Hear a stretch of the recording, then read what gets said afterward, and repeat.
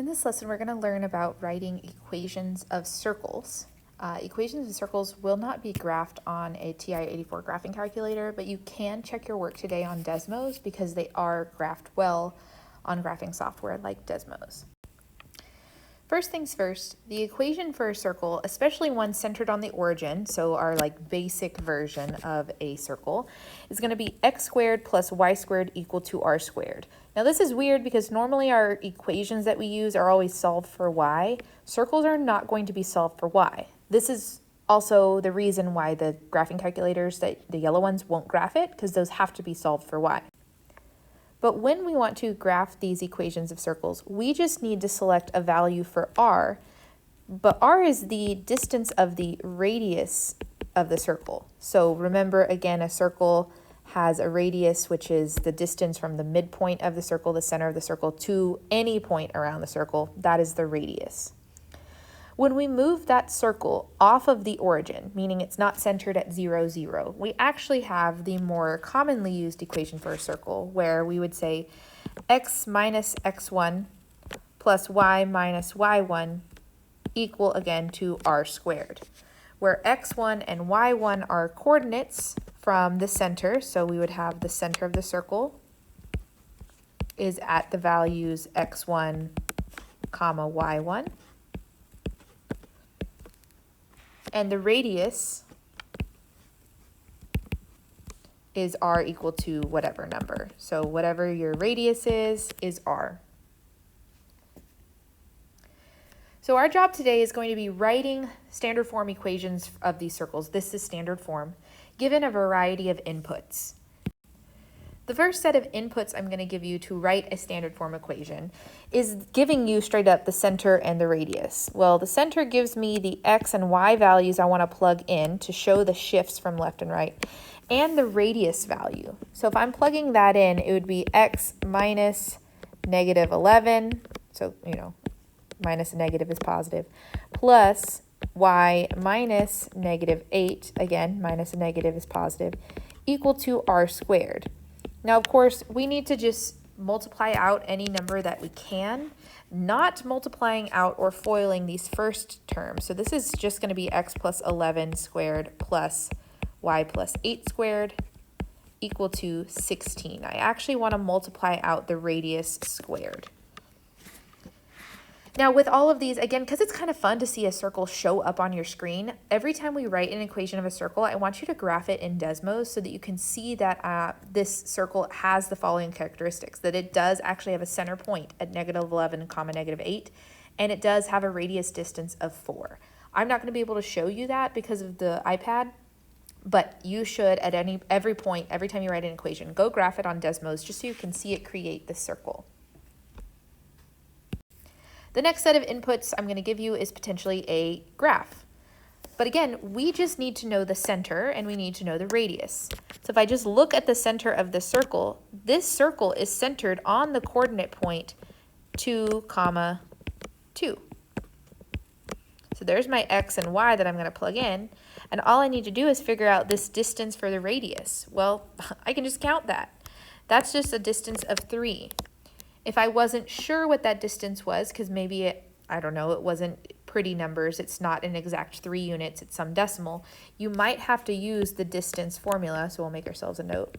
Distance formula.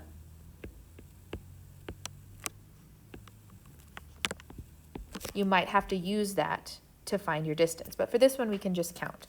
So if we fill in what we have x minus the x value of the center, plus y minus the y value of the center squared equal to the radius squared. So just to simplify it down, x minus 2 squared plus y minus 2 squared equal to 9. And there's our standard form equation that looks like the circle. Again, don't trust me. Type it into Desmos and double check that that circle actually appears where it says it does.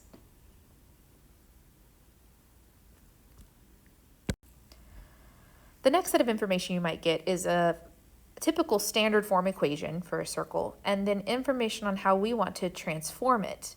Transformations for circles is very similar to transformations you've heard of for other functions, except for a couple things. So let's make ourselves some notes here. If we want to move a graph to the left, that affects the x value, specifically that we are going to add the number we want to move left. If we want to move a graph to the right, again, left and right is my x values, but we're actually going to subtract the number to move it to the right. If we want to move a graph up, that affects the y values. Since this y value is inside a set of parentheses, it goes the opposite direction than normal, which means if we want to move a graph up, we actually have to subtract numbers. And if we want to move a graph down, it again affects the y's, but since that y is in a parentheses up here, it's not like regular transformations. This is the opposite again, where down means we're actually going to add those numbers. So left and right behave very similarly to a typical transformation, where it's the opposites, but for circles, up and down also end up working oppositely because y is inside a square root factor that's squared. So if we actually wanted to do this, okay, we want to move this graph 4 units to the left. Left is a left and right number, that's an x value, and we know that with left we want to add that number. To move something up, that's a y value, but we know again because of the parentheses that this is going to be the opposite, so we're going to subtract that number. So my work for this problem would look like this. I'd say x minus 16 plus 4, close parentheses squared, plus y minus 6 minus 2, close parentheses, equal to 1. Oh, squared it. I missed the square. Those two transformations, adding a plus 4 to the x's and a minus 2 to the y's, is going to move my graph left and up. This is going to be x minus 12 squared plus y minus 8 squared equal to 1. Notice the radius did not change because we didn't scale it up and down. All we did was transform it and move it around my graph. Again, if you don't believe me, please type that into Desmos so that you can see that it actually does do the thing what we want. The next set of information you're going to get is the ends of the diameter. Oof, doesn't feel like it's enough information for us to figure this out. However, let's say we have our circle. Okay, sorry, my circle didn't work. Let's say we have this circle, and we know that a diameter is the distance from one end of the circle to the other. And our endpoints for this diameter are negative 17, negative 9, and negative 19, negative 9. I need to know the center of the circle, and I need to know the radius. Well, we just spent last class finding the midpoint of segments, so we know that we can find the midpoint between these 2 points using that formula. So my midpoint formula was the average of the x's and the average of the y's. And I find out that my midpoint is at negative 18, negative 9. That's my midpoint, but it's really the center of my circle. Additionally, if I wanted to find this radius, or this distance from the midpoint to the end, I just need to use the distance formula. I would say y2 minus y1 squared plus y2 minus y1 squared, bleep, bloop, blop. We'd figure all of that out. I'm going to fast forward through that because we knew what we were doing last class with that. We would get that this is 1.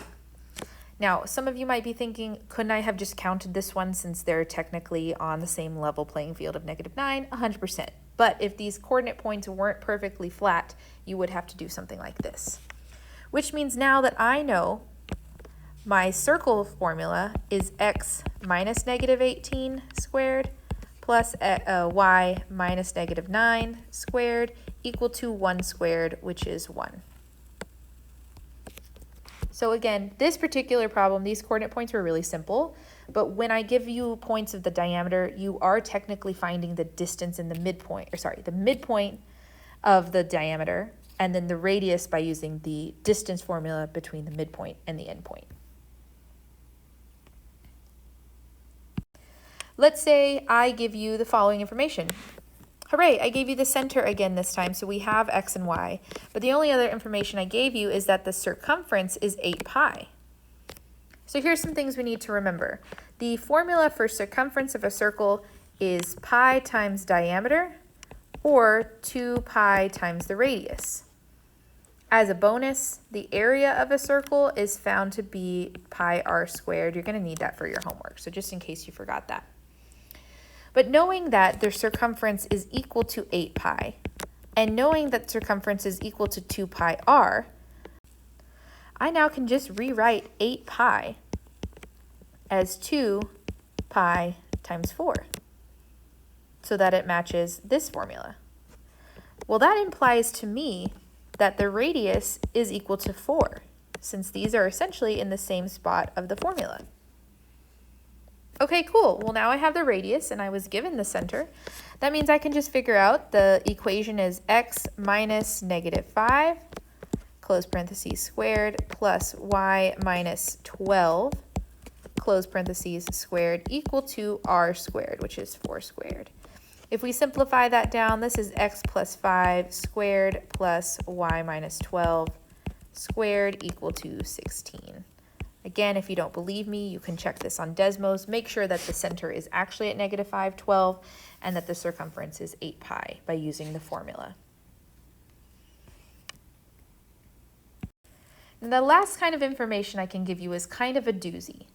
If you notice, I've already given you an equation, but the equation is all sorts of jumbled. I don't even see parentheses for us to have x minus some number, y minus some number squared. So we have to do a bunch of work on this kind of problem to get the equation to be in standard form.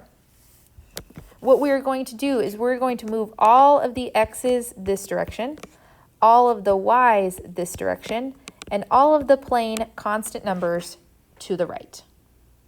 So if I do that, and I'm going to organize it very specifically, I'm going to say, all right, here's x squared plus 8x. And then I'm going to leave a gap for a reason. Then I would add y squared to both sides. So I have y squared minus 2y. And I can leave that 64 over on its own side. Yes, I left gaps in there for a reason. Because if I want this to be in parentheses squared, I actually need to complete the square twice to find the number for x and find the number for y that is the center.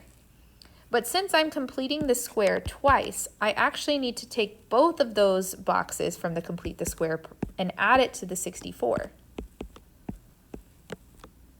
So we're going to complete the square twice. Okay, if we complete the square for the x's, this is going to be 8 divided by 2 squared equal to 4 squared equal to 16. 16 goes in the box on both sides of this equation.